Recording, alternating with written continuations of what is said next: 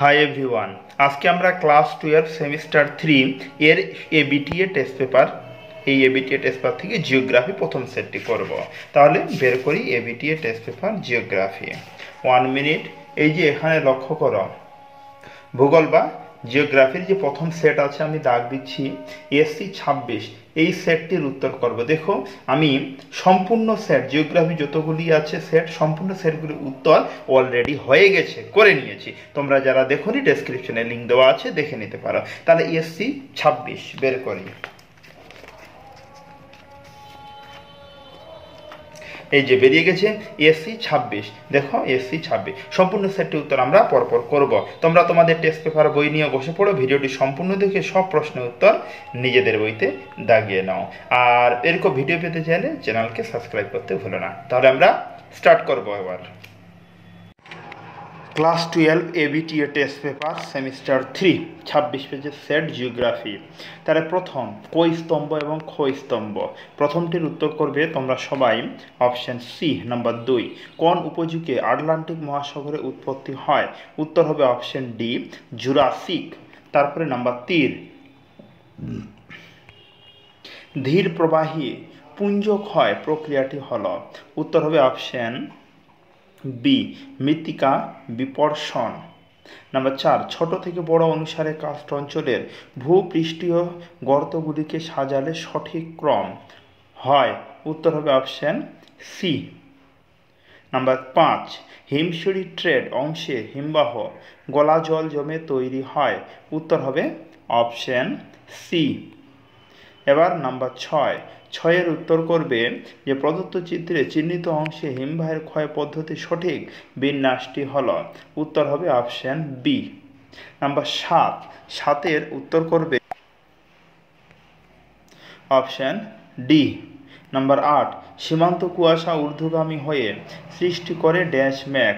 উত্তর হবে option C স্ট্রাটাস। Number 9 সত্য মিথ্যা নির্বাচন করা। তার 9 উত্তর করবে অপশন এ। নাম্বার 10 সমুদ্র জলের উচ্চতা পরিমাপের ক্ষেত্রে যে যন্ত্রটি ব্যবহৃত হয় না তা হলো? উত্তর হবে option C reversing thermometer. Number 11 কই স্তম্ভ এবং ক্ষয় স্তম্ভ।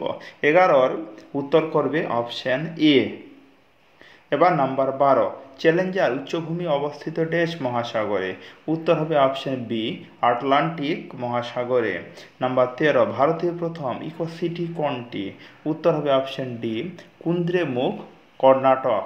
নাম্বার এবার 14 দেখো একটা চিত্র দেওয়া আছে খাদ্য শৃঙ্খলের। এই চিত্রটি খাদ্য শৃঙ্খল রয়েছে, টোটাল উত্তর হবে অপশন সি 5টি। তারপরে নাম্বার 8 তারপরে নাম্বার উত্তর হবে অপশন ডি। তারপরে নাম্বার 8 সীমান্ত কুয়াশা ঊর্ধ্বগামী হয়ে সৃষ্টি করে ড্যাশ ম্যাক? উত্তর হবে স্ট্রাটাস। নাম্বার 9 সত্য মিথ্যা নিরূপণ করো। 9 উত্তর করবে তোমরা সবাই অপশন এ।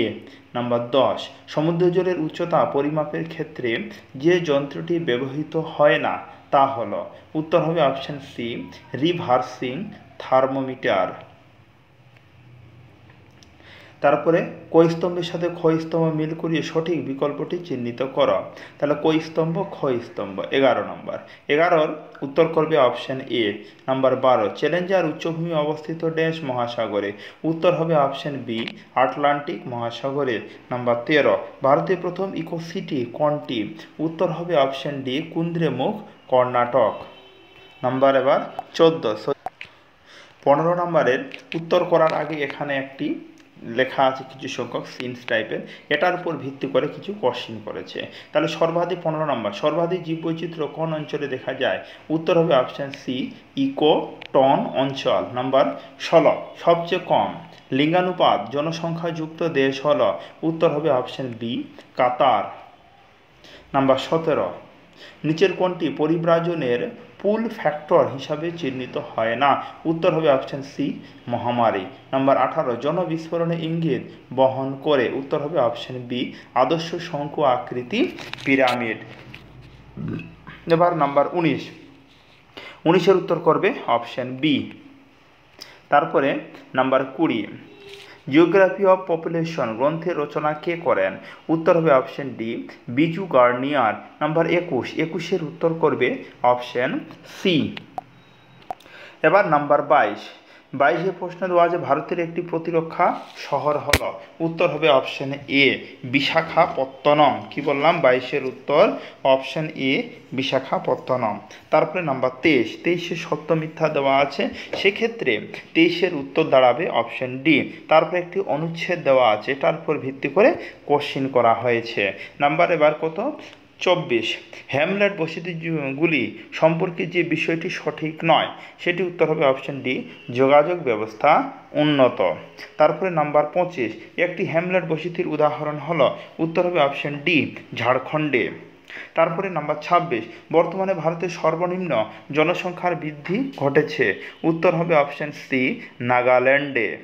তারপরে নাম্বার 27 এখানে দেখো কই স্তম্ভ আর ক্ষয় স্তম্ভ দেওয়া আছে, তাহলে সেক্ষেত্রে 27-এর উত্তর হবে অপশন এ।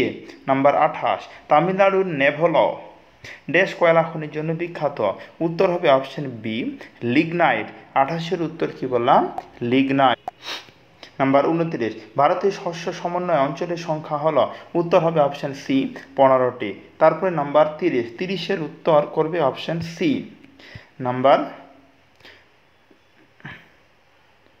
1 মিনিট, 30-এর উত্তর হবে অপশন সি, আর 31-এর উত্তর হবে অপশন বি। এটা কিন্তু এখানে নাম্বারটা কেটে গেছে, এটা 31 নাম্বার প্রশ্ন। প্রদত্ত ভারতের মানচিত্র চিহ্নিত স্থানে অবস্থানে খনি হলো।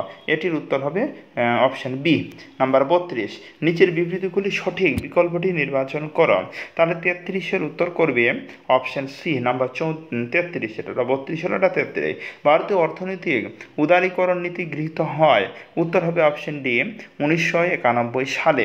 তারপর আগের মতো অনুচ্ছেদ দিয়েছে এবং অনুচ্ছেদ থেকে কিছু সংখ্যক প্রশ্ন করা হয়েছে। তার 34, মেক ইন ইন্ডিয়াতে কোন ধরনের সংস্থার উপর নির্ভরতা বেড়েছে? উত্তর হবে অপশন ডি দেশীয় সংস্থা। নাম্বার 35 মানে ভূগোলের লাস্ট প্রশ্ন, সরাসরি বিদেশি বিনিয়োগ চূড়ান্ত মাত্রায় হওয়ার অনুমোদন রয়েছে। এটির উত্তর করবে অপশন সি স্বাস্থ্য ও চিকিৎসা। তাহলে আমি ভূগোলের সম্পূর্ণ সেটটির উত্তর করলাম। এখান থেকে আমাদের টেস্ট পেপারে ভূগোলের যতগুলি সেট আছে সব সেটগুলির উত্তর আমি করেছি। তোমরা যারা দেখোনি, ডেসক্রিপশনে লিঙ্ক দেওয়া আছে, চাইলে ওখান থেকে দেখে নিতে পারো। তাহলে আজকে এই অবধি, কথা হচ্ছে এর পরের ভিডিওতে। ধন্যবাদ।